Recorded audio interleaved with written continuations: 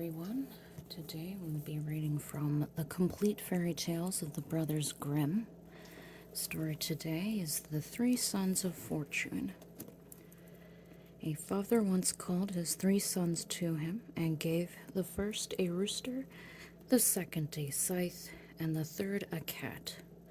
"I'm already quite old," he said, "and my death is near, so I want to provide for you before my end.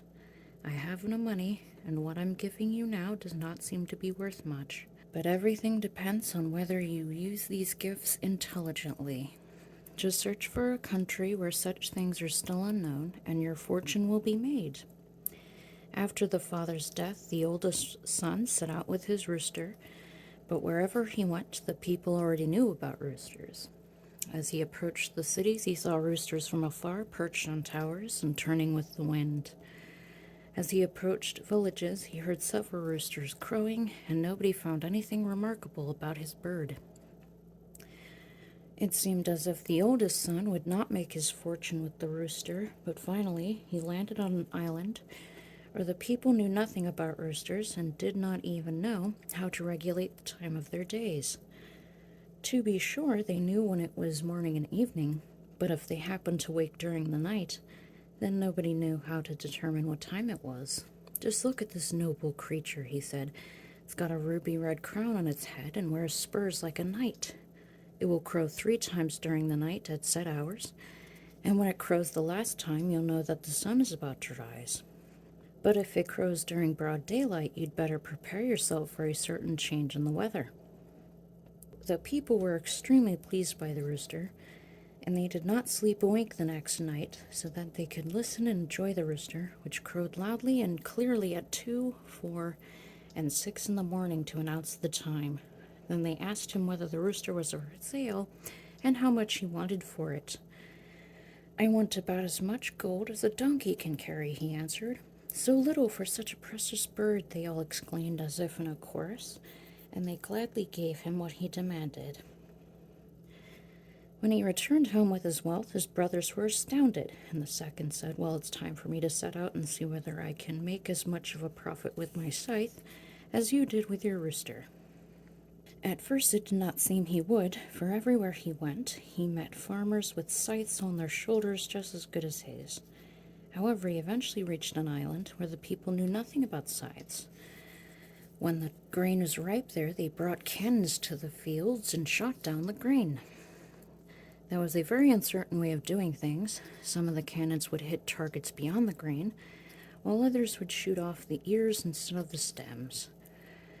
A great deal was destroyed in the process, and over and beyond that, the noise was unbearable. So the man went out to the fields and began to mow the grain so quietly and quickly that the people gaped in amazement. They were willing to give him anything he wanted for the scythe, and he received a horse loaded with as much gold as it could carry. Now the third brother wanted to see if he could make something out of his cat, and he had the exact same experiences as his brothers. As long as he stayed on the mainland, he accomplished nothing. There were cats everywhere. Indeed, there were so many that the newborn kittens were generally thrown into the water to drown. Therefore, he sailed to an island, and fortunately for him, it happened that nobody there had ever seen a cat before. In fact, the mice had multiplied so much that they had gained the upper hand. They could dance all over the tables and benches whether the master was home or not. The people complained a great deal about this plague, and even the king and his castle did not know what to do about it. There were mice squeaking in every corner and gnawing whatever they could lay hold of with their teeth. Once the cat began to hunt them, she was soon able to clear out several rooms in the castle. So the people begged the king to buy this miraculous creature for the kingdom. The king gladly gave the third brother what he demanded, and that was a mule loaded with gold, and he returned home with the greatest treasure of all. The cat continued to have a great time hunting mice in the royal castle, and she killed so many that it was impossible to count them. Finally, she became hot from all that work and got thirsty. She stopped in her tracks, turned her head, and shouted out, "Meow! Meow!" Upon hearing these strange cries, the king and his entire court became so terrified that they all ran out of the castle in dread. When they were outside the castle, the king held a council meeting to determine what measures should be taken. At last, it was decided to send a page to the cat to demand that she leave the castle or be removed by force. The counselors said since we're accustomed to the mice, it would be better to be plagued by them than to surrender our lives to such a monster.